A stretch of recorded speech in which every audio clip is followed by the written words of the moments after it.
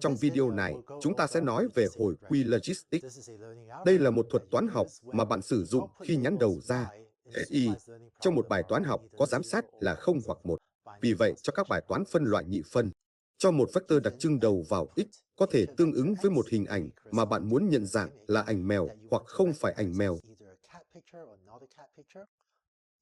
Bạn muốn một thuật toán có thể đưa ra dự đoán mà bạn muốn gọi là y mũ, đó là ước tính của bạn về y. Chính xác hơn, bạn muốn y mũ là xác suất của khả năng y bằng 1 với các đặc trưng đầu vào x. Nói cách khác, nếu x là một hình ảnh, như chúng ta đã thấy trong video trước, bạn muốn y mũ cho bạn biết xác suất đây là một bức ảnh mèo.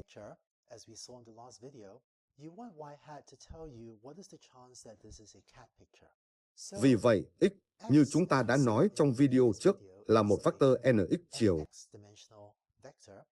cho rằng các tham số của hồi quy logistics sẽ là v kép, cũng là một vector nx chiều, cùng với b chỉ là một số thực.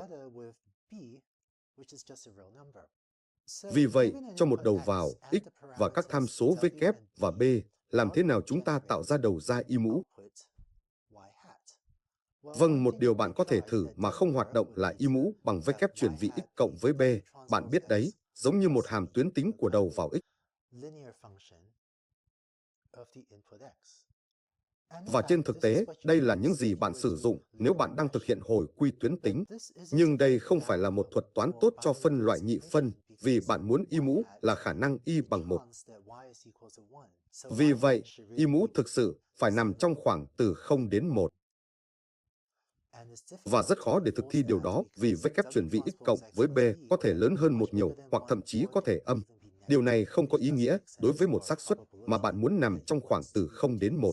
Vì vậy, trong hồi quy logistics, đầu ra của chúng ta thay vào đó sẽ là y mũ bằng hàm sigmoid áp dụng cho đại lượng này. Đây là hình dạng của hàm sigmoid. Nếu trên trục hoành tôi vẽ z, thì hàm sigmoid của z trông như thế này.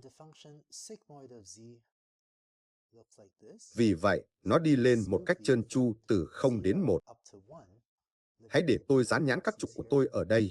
Đây là 0, và nó cắt trục tung tại 0,5. Vì vậy, đây là hình dạng của sigmoid của Z, và chúng ta sẽ sử dụng Z để biểu thị đại lượng này với kép chuyển vị x cộng với b. Đây là công thức của hàm sigmoid. Sigmoid của Z, trong đó Z là một số thực, là 1 trên 1 cộng e mũ âm Z. Vì vậy, hãy chú ý một vài điều. Nếu Z rất lớn, thì e mũ âm Z sẽ gần bằng 0. Vậy thì sigmoid của Z sẽ xấp xỉ 1 trên 1 cộng với một cái gì đó rất gần 0.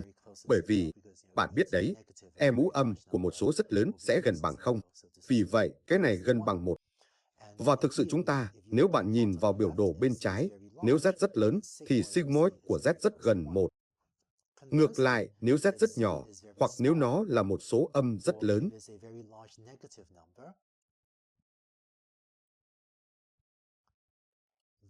thì sigmoid của Z trở thành 1 trên 1 cộng với e mũ âm Z, và điều này trở thành e mũ một số rất lớn.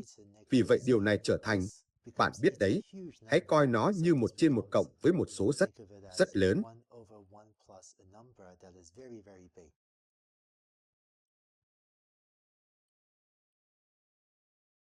Và vì vậy, nó gần bằng 0. Và thực sự bạn thấy rằng, khi Z trở thành một số âm rất lớn, sigmoid của Z rất gần 0. Vì vậy, khi bạn thực hiện hồi quy logistics, công việc của bạn là cố gắng học các tham số v kép và b để y mũ trở thành một ước tính tốt về khả năng y bằng 1. Trước khi tiếp tục, một lưu ý khác về ký hiệu. Khi chúng ta lập trình mạng Neutron, chúng ta thường sẽ giữ tham số v kép và tham số b riêng biệt, trong đó ở đây b tương ứng với một số hàng chặn. Trong một số lớp học khác, bạn có thể đã thấy một ký hiệu xử lý việc này khác. Trong một số quy ước, bạn xác định một đặc trưng bổ sung gọi là x0 và đặt nó bằng 1, sao cho bây giờ x nằm trong e của nx cộng 1. Và sau đó bạn xác định y mũ bằng sigma của theta chuyển vị x. Trong quy ước ký hiệu thay thế này, bạn có các tham số vector theta, theta 0, theta 1, theta 2, xuống đến theta nx.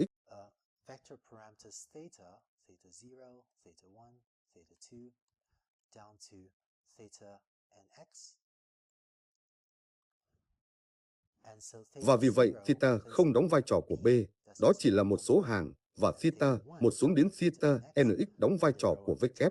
Hóa ra khi bạn triển khai mạng neuron của mình, sẽ dễ dàng hơn nếu chỉ giữ B và W là các tham số riêng biệt. Và vì vậy, trong lớp học này, chúng ta sẽ không sử dụng bất kỳ quy ước ký hiệu nào mà tôi vừa viết bằng màu đỏ. Nếu bạn chưa từng thấy ký hiệu này trước đây trong các lớp học khác, đừng lo lắng về nó. Chỉ là đối với những bạn đã thấy ký hiệu này, tôi muốn đề cập rõ ràng rằng chúng ta không sử dụng ký hiệu đó trong khóa học này. Nhưng nếu bạn chưa từng thấy điều này trước đây, nó không quan trọng và bạn không cần phải lo lắng về nó. Vì vậy, bây giờ bạn đã thấy mô hình hồi quy logistic trông như thế nào. Tiếp theo, để huấn luyện các tham số W và B, bạn cần xác định một hàm chi phí. Hãy làm điều